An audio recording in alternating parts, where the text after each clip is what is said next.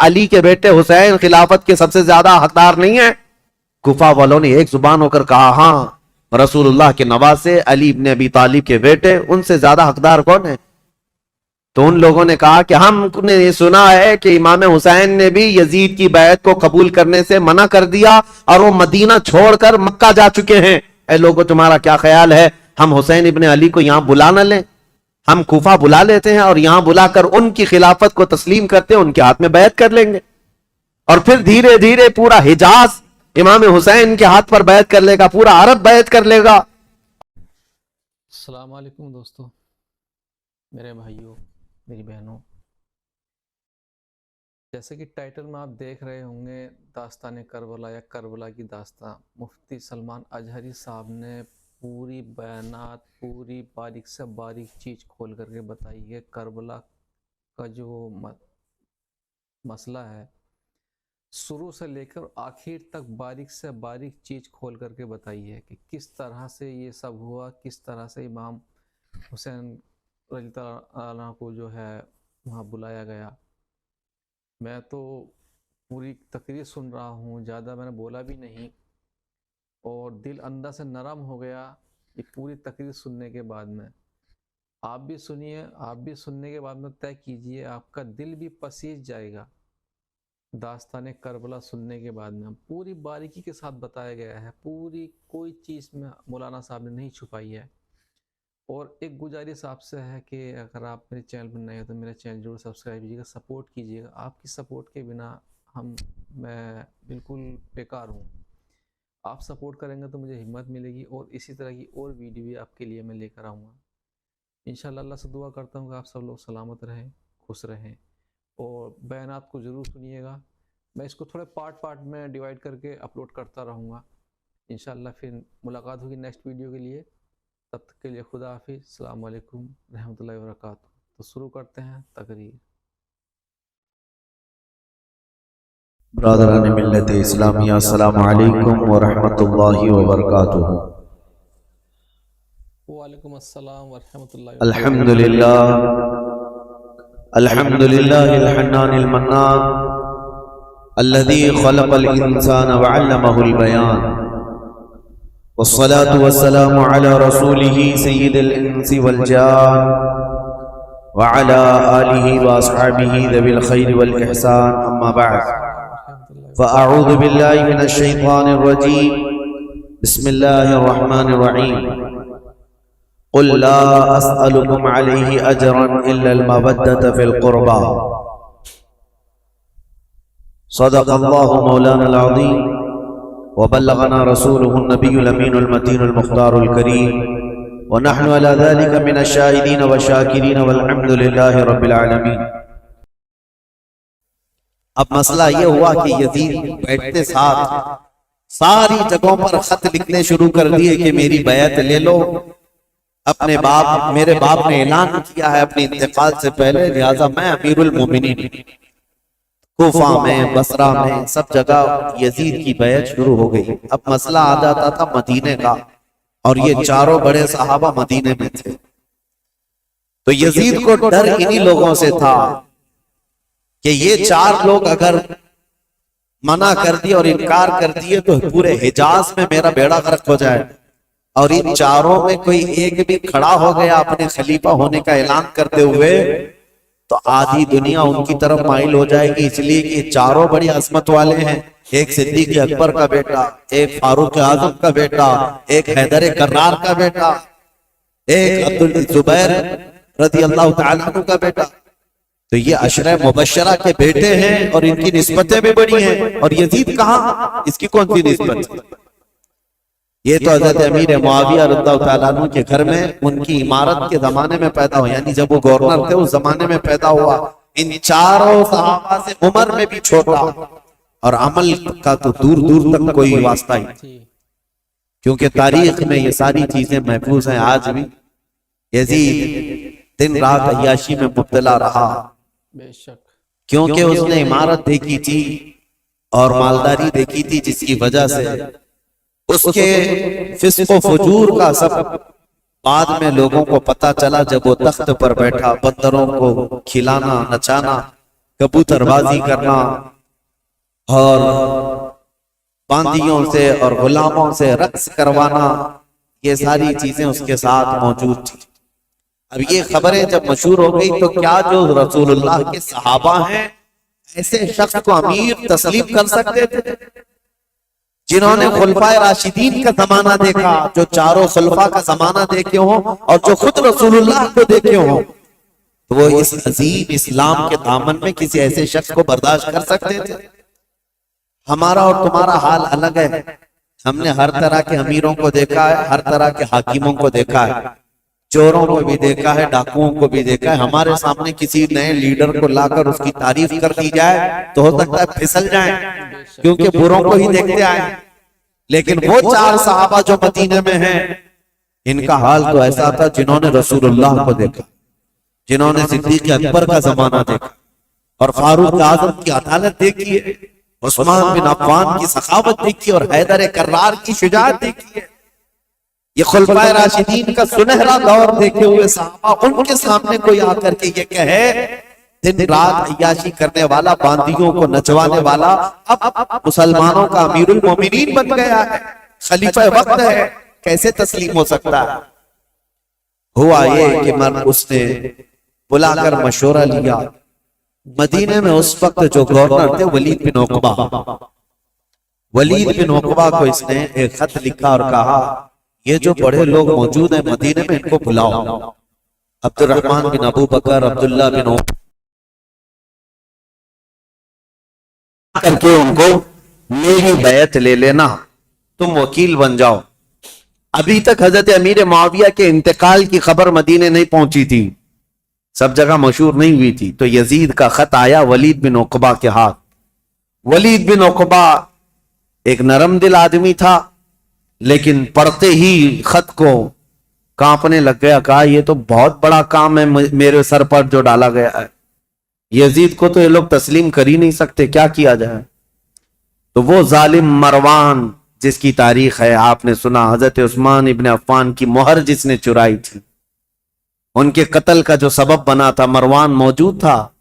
اس سے ولید بن عقبہ نے مشورہ کیا کہ کیا کرنا چاہیے، کہا چاروں کو بلاؤ اور ان کے سامنے یہ مسئلہ رکھو، کہو کہ امیر معاویہ کا انتقال ہوا اور وہ اپنے انتقال سے پہلے اعلان کر کے جا چکے ہیں، ان کا بیٹا خلیفہ ہے، لہٰذا تمہیں یہ بات ماننی پڑے گی اور بیعت کر لو، اگر وہ یہاں پر نہیں مانتے تو ان کا قتل کر دو۔ مروان نے سیدھے قتل کا مشورہ دیا۔ یہ بڑے صحابہ کے متعلق ولید بن عقبہ نے کہا ہرگز میں اپنے ہاتھ کو ان کے خون سے رنگین نہیں کر سکتا۔ پھر بھی اس نے بلوایا، یہ چاروں صحابہ کو جیسی بلایا گیا، حضرت حسین ابن علی رضی اللہ تعالی، اگرچہ مدینے کو خبر نہیں پہنچی تھی حضرت امیر معاویہ کے انتقال کی، لیکن چاروں کو احساس ہو گیا کہ گورنر اگر ہمیں بلا رہا ہے تو یہ ملک شام کی آئی ہوئی کوئی خبر ہے۔ وہ اپنی تیاری سے ہی گئے تھے۔ حضرت امام حسین اپنے چند ساتھیوں کو لے گئے تھے اور کہا میں اندر جا رہا ہوں، اگر آواز بلند ہو جائے تو تم آ جانا اور پھر معاملات طے کیے جائیں گے۔ حضرت حسین، حضرت عبداللہ بن زبیر، عبد الرحمن بن ابو بکر اور حضرت عبداللہ بن عمر، یہ چاروں دارالحکومت میں آئے، گورنر ہاؤس میں، اور اس وقت ولید بن عقبہ موجود تھا اور مروان بھی موجود تھا۔ اس نے خط پڑھ کر کے سنایا یزید کا خط آیا ہے اور وہ خلافت کا حقدار تھا، اس لیے امیر معاویہ نے اس کے خلیفہ ہونے کا اعلان کر دیا، لہذا میں اس کا وکیل ہوں، یزید امیر المومنین کی طرف سے میں تم سے بیعت لیتا ہوں۔ حضرت عبد الرحمن بن ابو بکر وہ موجود تھے، اور یہ دونوں صحابہ عبداللہ بن زبیر، عبداللہ بن عمر، یہ کھڑے ہو گئے، کہا ہمیں ایک دن کی مہلت دے دو، ایک دن کی مہلت دے دو۔ وہ نکلے، حضرت امام حسین کو اس نے پکڑ لیا، کہا کیونکہ اسے پتا تھا کہ اب یہاں مضبوط خلافت کا کوئی دعوے دار ہے تو حضرت علی کے بیٹے ہو سکتے ہیں، کیونکہ ان کی طرف پوری دنیا مائل تھی۔ حضرت امام حسین سے پوچھا تو حضرت امام حسین نے کہا سب سے پہلی بات تو یہ ہے کہ ہم جیسوں کو یہ زیب نہیں دیتا کہ یزید جیسا شخص خلافت کے تخت پر بیٹھ جائے، ہمیں یہ زیب نہیں دیتا کہ ایسی کوئی خبر بھی ہم سنیں، کیونکہ یہ تخت خلافت کسی بادشاہ کا نہیں، یہ رسول اللہ کی نیابت کا ہے۔ رسول کریم صلی اللہ تعالی علیہ وسلم کی سنتیں جس کے اندر نہیں، وہ ان کی نیابت کیا کر سکتا ہے؟ تو ولید بن عقبہ نے کہا معاملہ گرم ہو جائے گا، حسین تو تیار نہیں۔ اللہ پھر کہا نہیں، آپ کو تو بیعت کرنا ہوگا۔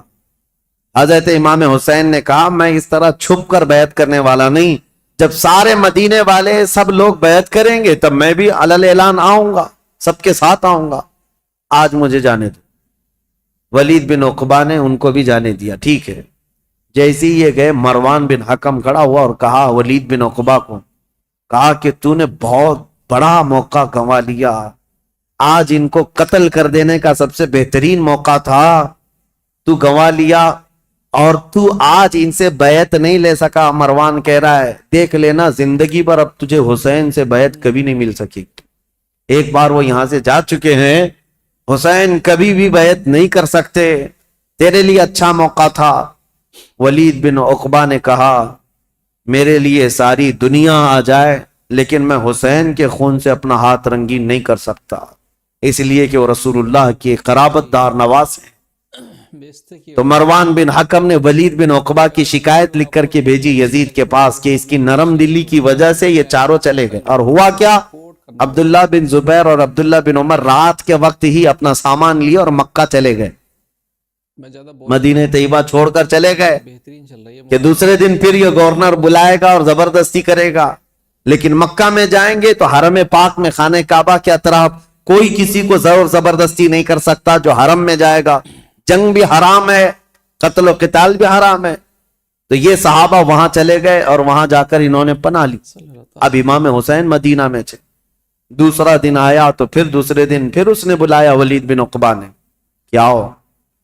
امام حسین رضی اللہ تعالیٰ عنہ نے آج پھر کہا کہ نہیں، میں اس بیعت کے لیے راضی نہیں ہوں اور مجھے زور زبردستی نہ کیا جائے۔ ولید بن عقبہ نے کہا اے حسین ابن علی، میں آپ کی تعظیم کرتا ہوں، آپ کی عزت کرتا ہوں، لیکن میرے اوپر ملک شام کا حکم آیا ہے، پریشر میں ہے، میرے اوپر دباؤ ہے، لہٰذا ایک ہی راستہ ہے کہ آپ یا تو میرے اس شہر میں یا حدود میں نہ رہیں جہاں میری گورنری ہے، یا تو بیعت کر لیجیے۔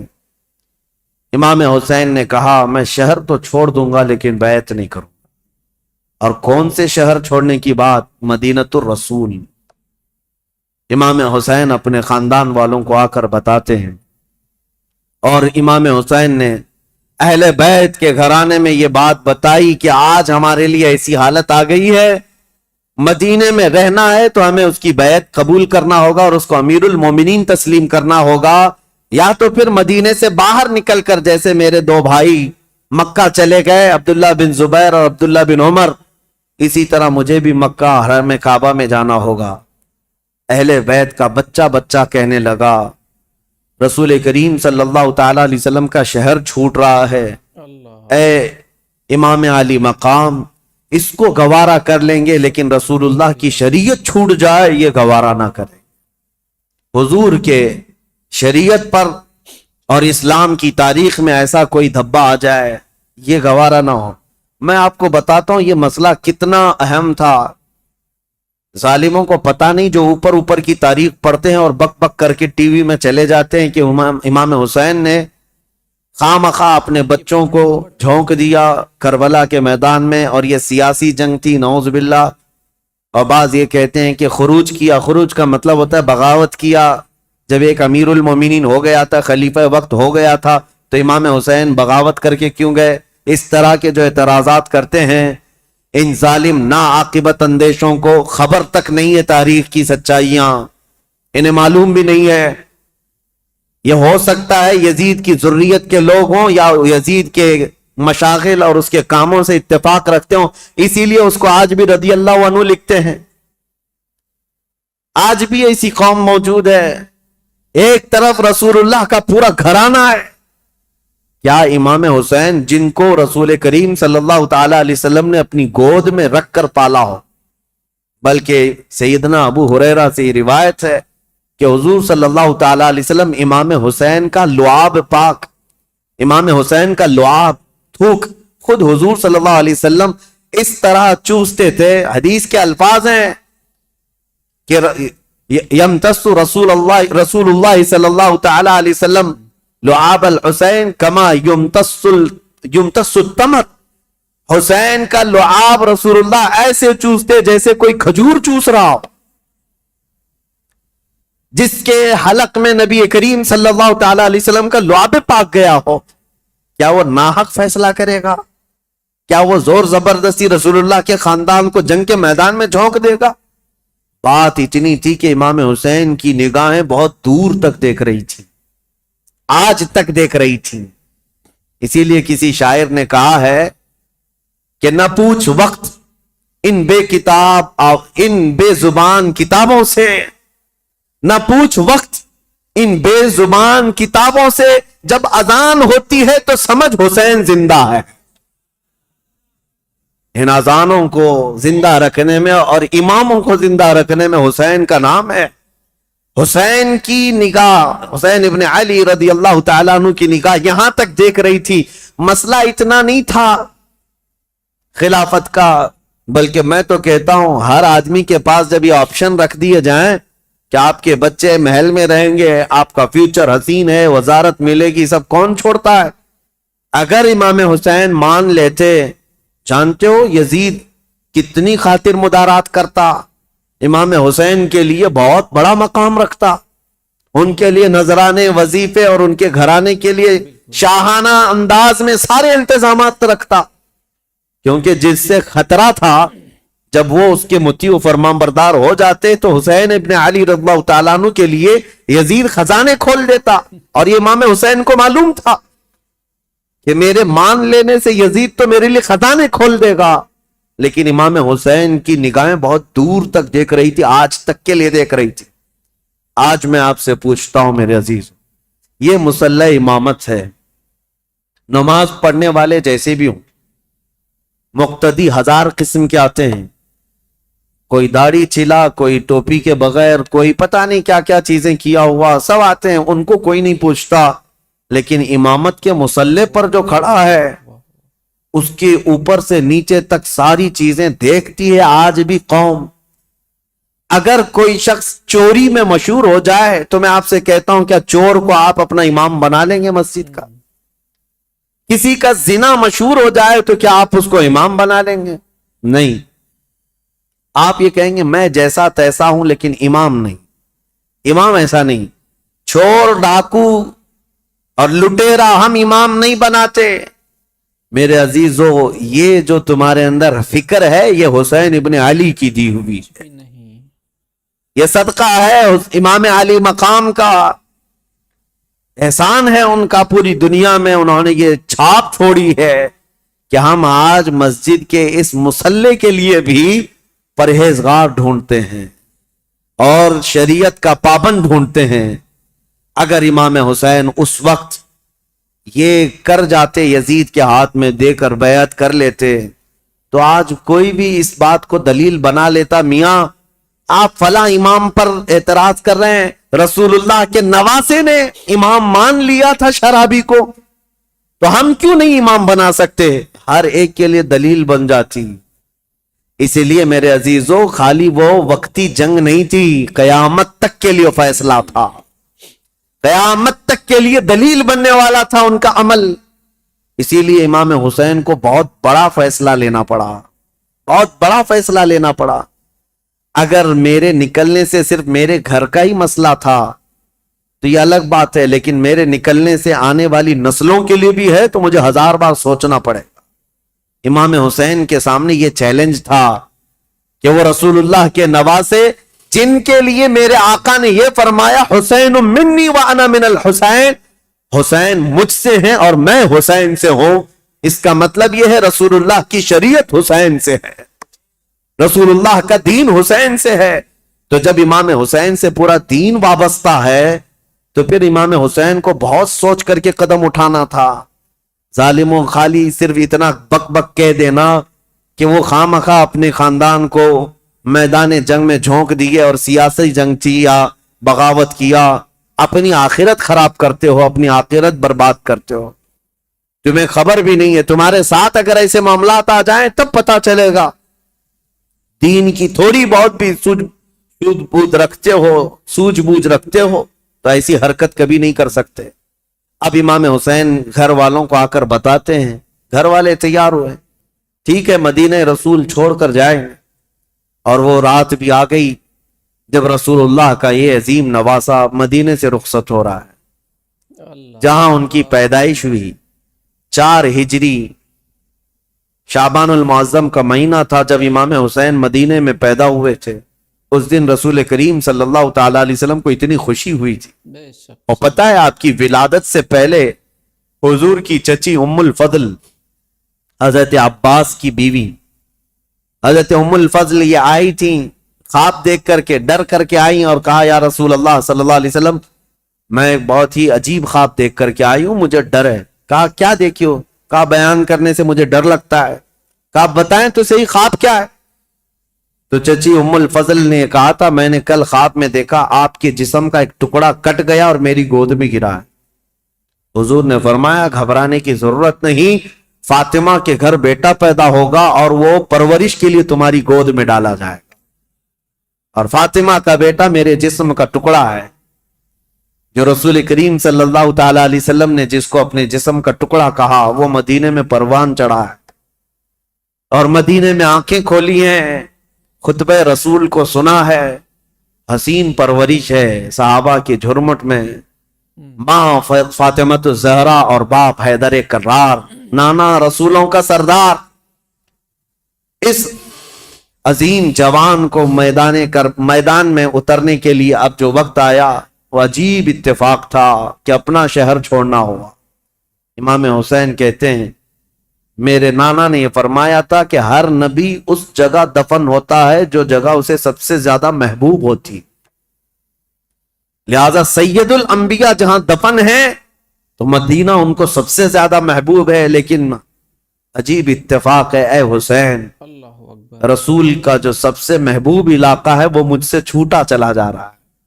امام حسین اپنے خاندان کو لے کر حضور صلی اللہ علیہ وسلم کے روضے پر آئے اور آتے ساتھ رو پڑے. ہاں نانا جان یہ وہی شہر ہے جہاں میں آپ کے کندھوں کی سواری کرتا تھا. یہاں کے در و دیوار گواہ ہیں اور یہاں موجود لوگ بھی گواہ ہیں کہ آپ سے جو میری محبت تھی یا مجھ سے جو آپ کی محبت تھی اس کے قصے مشہور ہیں. لیکن آج میں مدینے سے رخصت ہو رہا ہوں اس لیے نہیں کہ مجھے کوئی جائیداد بنانی ہے, صرف اس لیے کہ آپ کے دین پر کوئی آنچ آنے نہ پائے. امام حسین حضور اکرم صلی اللہ تعالی علیہ وسلم کے روضہ اطہر سے اجازت لیتے ہوئے نکلے تھے. مدینے والے کہتے ہیں وہ عجیب سما تھا کہ مدینے والے دیکھتے رہ گئے. اہل بیت کا قافلہ جب نکل رہا تھا اس میں حضرت امام حسین کے بھتیجے, بیٹے, بیٹیاں, بہن اور کئی لوگ شامل تھے. یہ قافلہ بعد میں بڑھتا چلا گیا لیکن مدینے سے نکلنے والے قافلے میں اتنے تھے. اور پھر امام حسین اپنی والدہ ماجدہ سیدہ کائنات فاطمۃ الزہرا کی قبر کے پاس آئے اور بے اختیار رو پڑے. اپنی ماں کو آخری مرتبہ سلام کہہ رہے تھے. مدینے والے کہتے ہیں کہ حسین کا جانا ہم نے دیکھا تھا, حسین واپس مدینے کبھی نہ آئے. اور مدینے والے روکتے رہے کہ ہم آپ کی بیعت بھی کریں گے اور آپ کی حمایت بھی کریں گے, آپ مدینے سے نہ جائیں. کئی لوگ آپ کے جبے کو تھام کر پکڑے ہوئے تھے. کہا ہم آپ کو چلتا پھرتا دیکھتے ہیں تو رسول اللہ کی یاد آتی, ہم آپ کو یہاں محسوس کرتے ہیں تو ہمیں نبی پاک کی خوشبوئیں محسوس ہوتی ہیں. آپ اگر مدینہ خالی کر کے جائیں تو ہمیں بتائیں رسول اللہ کے گھر میں اب بچا کون؟ آپ کے بھائی شہید ہو چکے امام حسن, آپ کے باپ بھی نہیں ہیں. رسول اللہ کے گھر کی ایک نشانی آپ ہیں اور آپ جا رہے ہیں اور اپنی اولاد کو بھی لے جا رہے ہیں. کیا مدینہ رسول اللہ کے گھر سے خالی ہو جائے گا؟ اگر رسول اللہ کا گھر یہاں نہیں ہے تو پھر کس کا گھر رہے گا؟ مدینے والوں کی وہاں پر جو بہتابی تھی, آہو فغاں تھے, یہاں تک کہ وہ لوگ لڑنے کو تیار ہوئے اور تلواریں نکال چکے تھے. کہا حسین ابن علی ہماری تلواریں ہیں آپ کے ساتھ ہیں, اللہ کا واسطہ دیتے ہیں آپ نہ جائیں. امام حسین نے ایک ہی جملہ کہا، میں رہ تو جاؤں گا تمہاری باتوں پر، لیکن کل کو جو عیاش لڑکا بیٹھا ہوا ہے تخت خلافت پر یعنی یزید، یہ مقابلے کے لیے مدینہ بھی فوج بھیج دے گا اور حرم رسول کو میں مسلمانوں کے خون سے رنگین نہیں کر سکتا۔ نبی پاک کا شہر میری وجہ سے خون آلود ہو جائے، مجھے یہ گوارا نہیں۔ میں میرے نبی پاک کے شہر کا حد درجہ احترام کرتا ہوں، مجھے جانے دو۔ یہ قافلہ مدینے والوں کی آنکھوں سے اوجھل ہو گیا۔ مدینے والے کہتے ہیں راتوں کی نیند غائب ہو گئی، ہمارا چین و سکون غرق ہو گیا۔ ہم اہل بیت کے اس گھر پر آتے تھے جو رسول اللہ کے حجرے سے لگا ہوا تھا، جہاں کبھی سیدہ کائنات فاطمہ الزہرا رہا کرتی تھی۔ حضرت فاطمہ کا وہ مکان جو آج رسول اللہ کی جالیوں کے اندر آ گیا ہے، اہل مدینہ کہتے ہیں اس گھر کے اطراف ہم گھومتے تھے، اس لیے کہ ہمیں پتہ ہے اس گھر کی تاریخ کہ حضور اگر اس گھر کے اندر بیٹھے ہوتے اور قرآن اترنا ہوتا تو جبرائیل دروازے پر کھڑے ہو کر پہلے اجازت لیتے پھر گھر میں آتے تھے۔ دوسری جگہوں پر جبرائیل امین براہ راست حضور پر وحی لے کر آتے تھے، آیتیں لے کر آتے، لیکن جب فاطمہ الزہرا کے گھر میں حضور ہوتے تھے تو جبرائیل اجازت لے کر آتے تھے۔ اہل مدینہ کہتے ہیں وہ گھر خالی ہو چکا تھا، اس گھر کے اندر اب کوئی نہیں تھا۔ اہل بیت نبوت کا یہ گھرانہ، رسول اللہ کا یہ خاندان سب چل پڑا تھا۔ مدینے والے کہتے بھی تھے کہ کیسا وقت آ گیا کہ آج نبی پاک نے جس مدینے کو عظمت کا بلند مقام دے دیا، اس مدینے میں ان کے ہی گھر کے لوگ رہنے کے لیے آج پریشان کیے جا رہے ہیں، ستائے جا رہے ہیں اور یہاں سے ہجرت کرنے پر مجبور کیے گئے۔ امام حسین ابن علی رضی اللہ تعالیٰ اپنے خاندان سمیت نکل کر کے مکہ مکرمہ پہنچے۔ شعبان المعظم کا مہینہ تھا، تقریباً 4 تاریخ تھی جو حضرت امام حسین کی پیدائش کی تاریخ۔ جب تقریباً 4 شعبان کو مکہ مکرمہ میں داخل ہوئے، مکہ والوں نے شاندار استقبال کیا۔ عبداللہ بن زبیر بھی وہاں تھے، عبداللہ بن عمر بھی وہاں تھے۔ انہوں نے کہا حسین ابن علی آپ آ گئے مدینے سے سلامتی کے ساتھ، اہلاً و سہلاً مرحبا، آپ کے لیے مبارکبادی ہو۔ ولید بن عقبہ سے، مروان بن حکم سے، یزید سے آپ نے جان بچا لی، اب امن و امان میں آپ رہیں۔ مکہ مکرمہ میں یہ خاندان نبوت اہل بیت کا گھرانہ خوشحالی کے ساتھ رہ رہا تھا، لیکن برا ہو ان کوفی شیعوں کا۔ شیعان علی ایک جماعت ہے جو بعد میں چل کر شیعہ کہتے ہیں نا، شیعہ کا مطلب حمایتی۔ حضرت علی رضی اللہ تعالیٰ عنہ کے حمایتیوں کی ایک جماعت تھی، شیعان علی ان کو کہا جاتا تھا، جو کوفہ میں رہتے تھے، برسوں سے حضرت علی کے زمانے سے تھے، کیونکہ حضرت علی نے بھی دارالخلافہ کوفہ کو بنایا تھا، اور حضرت علی کے بعد امام حسن بھی وہاں رہے کوفہ میں، اور اس کے بعد وہ ہجرت کر کے مدینے چلے گئے، تب پھر امام حسین بھی گئے تھے۔ تو کوفہ والوں کا تعلق حضرت علی کے گھرانے سے پہلے سے تھا۔ اور امام حسین کی یہ تاریخ میں آپ کو بتاتا ہوں کہ جب امیر معاویہ یعنی حکومت کر رہے تھے، اس وقت بھی کوفہ والے امام حسین کو خط لکھ کر بلا رہے تھے کہ امیر معاویہ کو معزول کر دیتے ہیں، آپ آ جائیں۔ امام حسین نے منع کیا، کہا کہ میں پھر سے وہ عظیم جنگیں دیکھنا نہیں چاہتا ہوں جو میرے باپ کے زمانے میں ہوئی ہیں۔ تو حضرت امام حسین گئے نہیں، امیر معاویہ کے زمانے سے کوفہ والے خط لکھ رہے تھے، آپ آ جائیے۔ آپ جب امیر معاویہ کا انتقال ہو گیا اور یزید تخت خلافت پر بیٹھ گیا تو کوفہ والوں نے ایک میٹنگ کی۔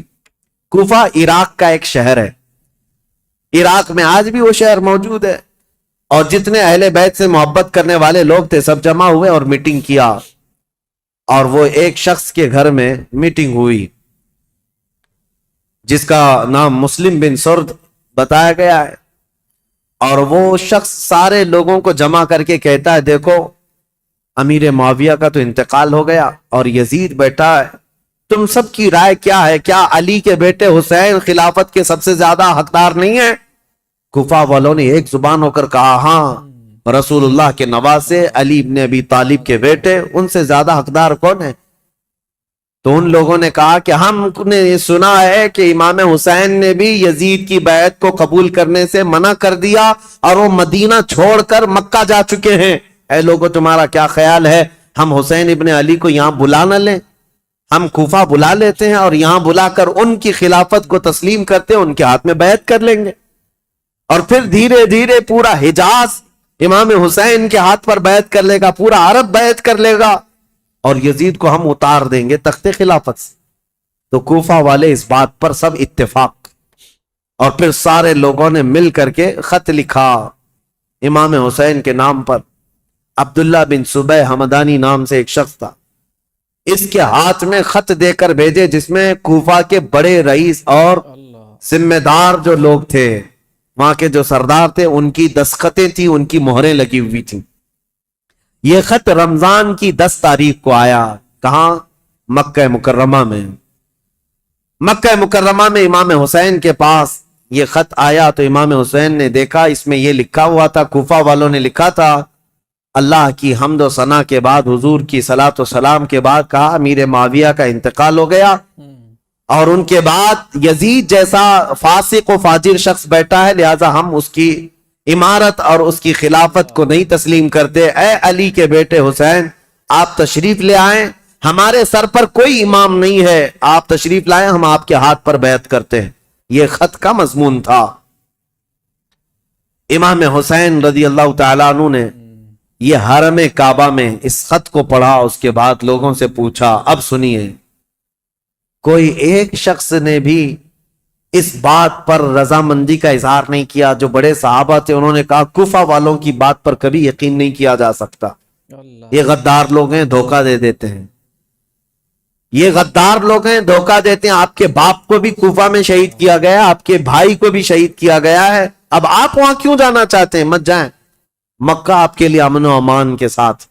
حضرت امام حسین نے ان خطوط کو نظر انداز کر دیا، لیکن 2-3 دن کے بعد تقریباً 53 یا 55 لوگ کوفہ سے چل کر کے مکہ مکرمہ آئے، اور طواف کعبہ کے بعد سب امام حسین کے پاس نظر و نیاز لے کر کے آئے، اور اس کے بعد پھر خطوط لے کر آئے، کوفہ والوں کے حالات بتائے۔ امام حسین نے دوبارہ صحابہ سے مشورہ کیا کہ کیا کرنا چاہیے، تب پھر صحابہ نے وہی بات کی، کوفہ والے غدار قسم کے لوگ ہیں، طبیعت کے اندر ان کے استقامت نہیں، کسی ایک بات پر جمتے نہیں ہیں، آپ مت جائیں۔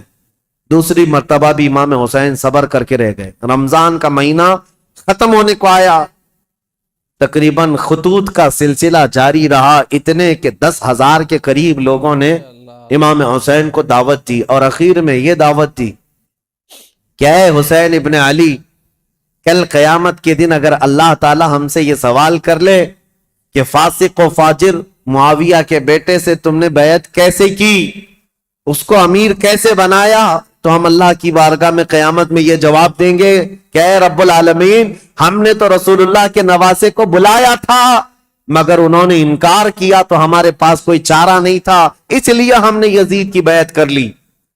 یہ تو ایموشنل بلیک میلنگ ہے۔ بہت سارے لوگ آج ہمیں یوں بولتے ہیں، پروگرام کی تاریخ دے دیجئے نہیں تو پورا علاقہ دیوبندی ہو جائے، پروگرام کی تاریخ دے دیجئے نہیں تو یہاں ایسا ہو جائے۔ میرے عزیزو، تمہارے ذمے بھی تو کچھ ہے، تمہارے ذمے بھی تو کوئی چیزیں ہیں۔ امام حسین نے اس خط کو پڑھنے کے بعد پھر سارے لوگوں سے مشورہ کیا، اور اس کے بعد کہا اب میرے لیے اتمام حجت کرنی ہوگی، یعنی مجھے تو جانا ہی ہوگا، کیونکہ انہوں نے قیامت کا واسطہ دے دیا ہے۔ تو 1000 لوگوں نے مکہ مکرمہ میں آپ کو روکنے کی کوشش کی، آپ نہ رکے، حتیٰ کہ ذی الحجہ کا مہینہ ہے، حج کے لیے سارے قافلے مکہ آ رہے ہیں، مکہ مکرمہ آ رہے ہیں، اور امام حسین یہاں سے نکلنے پر تلے ہوئے ہیں۔ لیکن اس سے پہلے امام حسین رمضان سے لے کر ذی الحجہ تک یہ بحث مباحثہ ہوتا رہا، اور عام بات نہیں ہے، عام بحث و مباحثہ نہیں ہے۔ عبداللہ بن زبیر جو صحابی ہیں نا، امام حسین کی جماعت کے ساتھ لڑنے کو بھی آ گئے تھے۔ یہ محبت کی لڑائی ہے، دشمنی کی نہیں۔ کہ میں تمہیں مکہ سے باہر جانے نہیں دوں گا. اس کے لیے وہ تلوار نکال کر کھڑے ہو گئے تھے. یہ بھی لڑائی قریب تھی, مکہ کے مکرمہ سے نہ جانے دیں گے, کیونکہ عبداللہ بن زبیر جانتے تھے کہ کوفہ والے ان کا کیا کریں گے. تو پھر امام حسین رمضان کے بعد بھی رک گئے. جب امام حسین اصرار کرنے لگے بار بار, تو چند صحابہ آئے اور ان سے مشورتاً یہ کہا کہ اگر آپ کو جانا ہی ہے اور کوفہ والوں کے بارے میں آپ یہ کہہ رہے ہیں کہ یہ ہزاروں لوگ بیعت قبول کرنے کو تیار ہیں, تو آپ نہ جاتے ہوئے پہلے اپنے خاندان کے کسی معتمد شخص کو وکیل بنا کر بھیجیں, اور وہ جا کر کے براہ راست حالات دیکھے گا اور وہ خبر دے گا, تب آپ جائیے. ان کے خطوں کے بھروسے پر مت جائیے, ان کے خط اور ان کے بولیوں پر مت جائیے. تو امام حسین نے اس مشورے کو تسلیم کر لیا. پھر اپنے بھائی مسلم بن عقیل کو, چچیرے بھائی تھے حضرت امام مسلم بن عقیل جو ہے, یہ حضرت امام حسین کے چچیرے بھائی. حضرت عقیل حضرت علی کے سگے بھائی.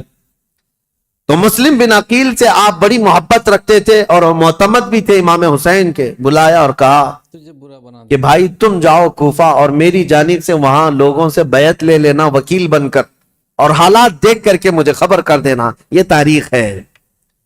ایک طرف یزید ساری جگہوں پر اپنے سخت گیر حکام کو نافذ کر چکا ہے, بہت جلاد قسم کے گورنروں کو بٹھایا ہوا ہے, اور ایک طرف امام حسین رضی اللہ تعالیٰ عنہ اور ان کے حامیوں کا یہ ایک طریقے سے معاملہ چل رہا تھا. خلافت کو لے کر کے یہ باتیں چلی رہی تھی. تو حضرت امام حسین نے جب اپنے بھائی امام مسلم کو بھیجا تو وہ نکلے کوفہ کے لیے, اور جب وہ کوفہ جا رہے تھے تو تاریخ میں موجود ہے امام مسلم بن عقیل کے 2 چھوٹے بچے محمد اور ابراہیم بھی ساتھ ہو گئے, کیونکہ وہ باپ کے بغیر رہتے نہیں تھے. امام مسلم بن عقیل اپنے 2 بچوں کے ساتھ کوفہ کے لیے روانہ ہوئے. جیسے ہی کوفہ میں آئے, کوفہ والے جوق در جوق امام مسلم کا استقبال کرتے ہیں, اور اتنی بڑی تعداد میں استقبال کیا کہ تقریباً ایک ہی رات میں 12,000 لوگ آپ کے ہاتھ پر بیعت کیے.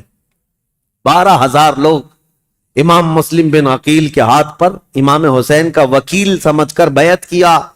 اور جدھر دیکھو ادھر اہل بیت کا نعرہ, محبت علی کا نعرہ, امام حسین کی امارت اور خلافت کا نعرہ. ماحول رنگا رنگ ہے کوفہ کا. امام مسلم بن عقیل سیدھے مختار بن عبید ایک شخص ہے اس کے گھر جا کر قیام کرتے ہیں.